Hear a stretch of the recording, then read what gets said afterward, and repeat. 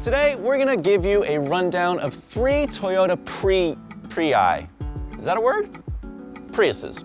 3 Toyota Priuses. There's the standard hybrid Prius, the hybrid Prius with all-wheel drive, and this, the plug-in hybrid Prius Prime. Are you excited? Me too. Hi, I'm Ryan with Edmunds. Each year, we painstakingly test and review hundreds of cars, while CarMax experts buy, sell, and appraise thousands.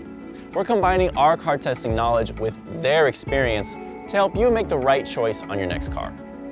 Before we get started, be sure to click like and hit subscribe to see more CarMax videos like this one. And there's all kinds of Prius information we're not going to be able to get to in this video. So for a full in-depth article, click the link in the description below.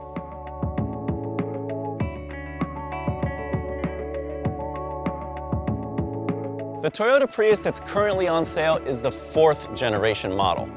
The standard Prius hybrid came out in 2016, followed by the Prius Prime in 2017.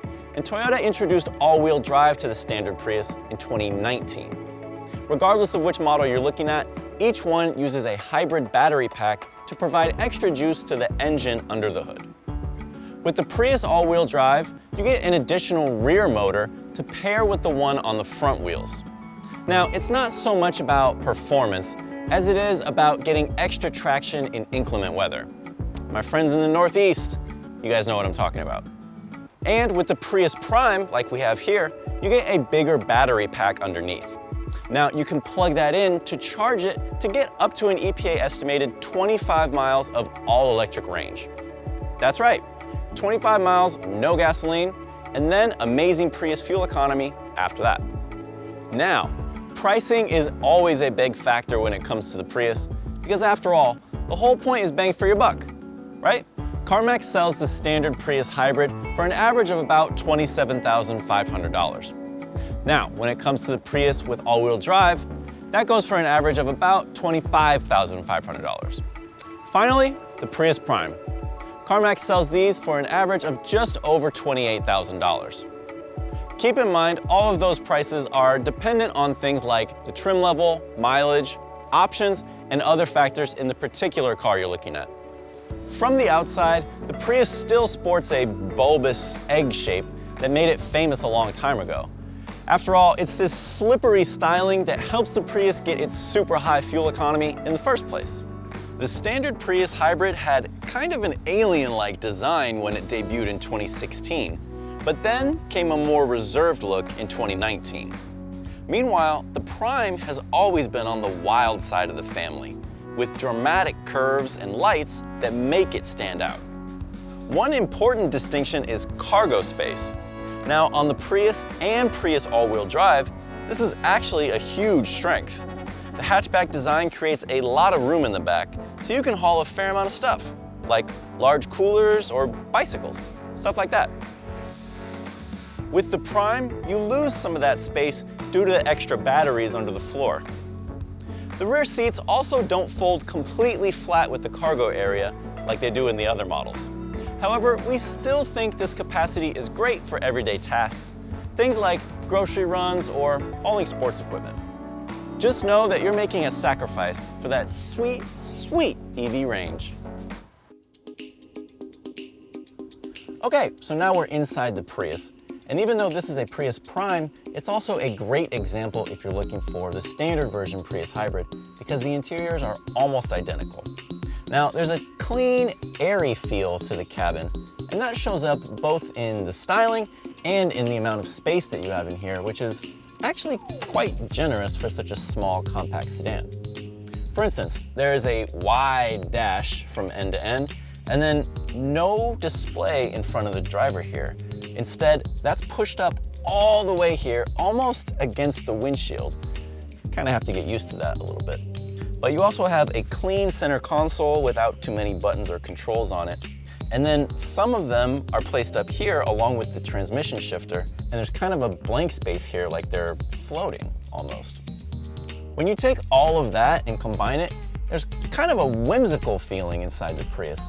Almost like a breeze came in and moved everything around. On models from 2020 or newer, there's a standard 7-inch touchscreen. and that's easy to use and reach. It also comes with Apple CarPlay and Android Auto as standard equipment.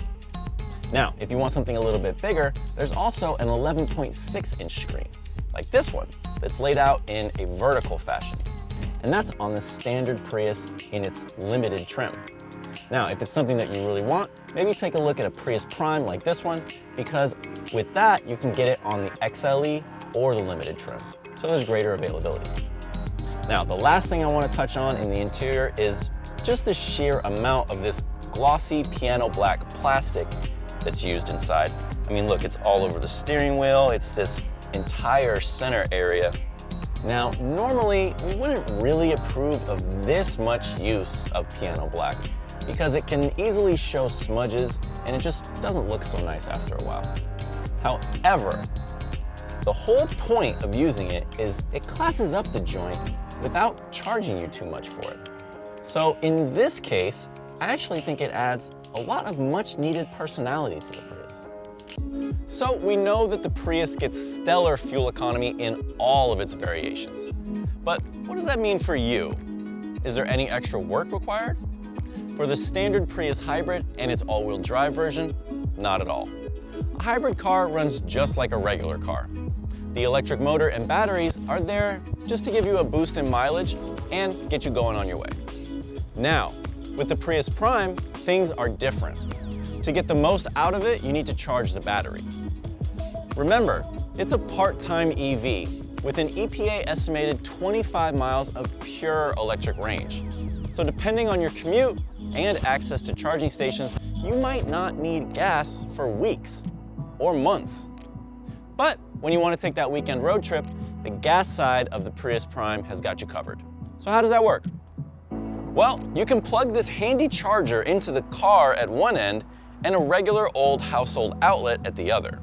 That will get the Prime from empty to full in 5.5 hours.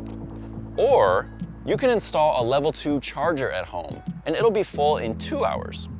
If you don't have a level 2 at home, you can find public charging stations that do, and for a fee, you can use those from networks like ChargePoint or Electrify America. Look up a map of your area to see how many stations are near your residence or placed along your normal everyday routes. These stations also take about 2 hours. Now, I know what you're thinking, and the answer is no. You can't fill up a Prius Prime at a Tesla supercharger station. You also can't use a fast charging station like you can with some full EVs. Since the battery in the Prius Prime is not as big as a true EV, and because it always has that gas engine to fall back on, it's not as imperative that you keep a full charge at all times. Think of it as an extra helpful bonus of EV juice. All right, let's rev this baby up. Or whir it up, wind it up. Anyway, let's drive.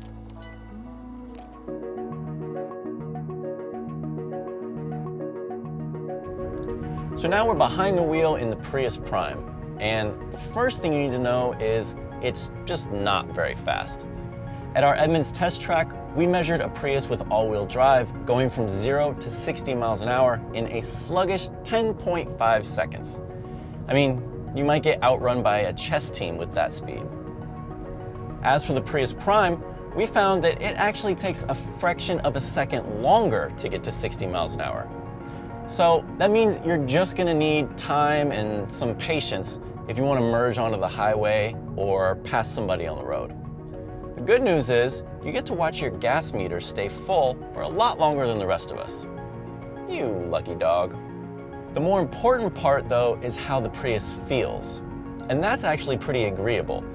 It's easy to steer and move around, and it handles the transitions from electric motor over to gasoline engine and back really well. In other hybrid sedans, that can feel really abrupt or jerky, and it's just not the case here. It's not agile, but it is clean and crisp on the road. Now, if you have the all-wheel drive version, that really only kicks in from the starting line to 6 miles an hour. And then again, if the Prius needs traction, up to 43 miles per hour. So it's really more of a tool for ice and snow and inclement weather than anything else. Otherwise, it drives exactly the way that this one is now. The other thing is, Priuses don't have the most aggressive brakes. It takes them longer than other hybrid sedans to come all the way down to a full stop. So you're going to want to make sure that you start your braking a little bit earlier than normal to make sure there's enough room to come down to a stop safely. The good news is, you probably weren't going very fast anyway.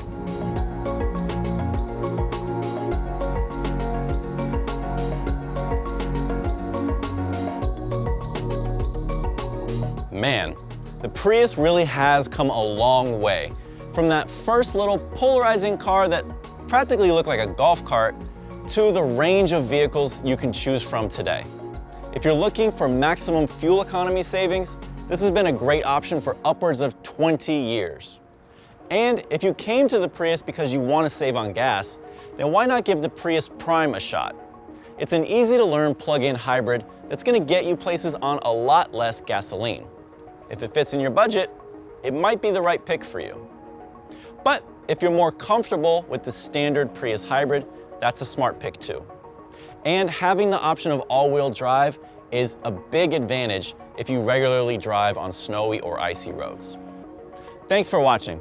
Don't forget to click like and subscribe. And if you want even more information while you're shopping for Toyota Priuses, click the link in the description below.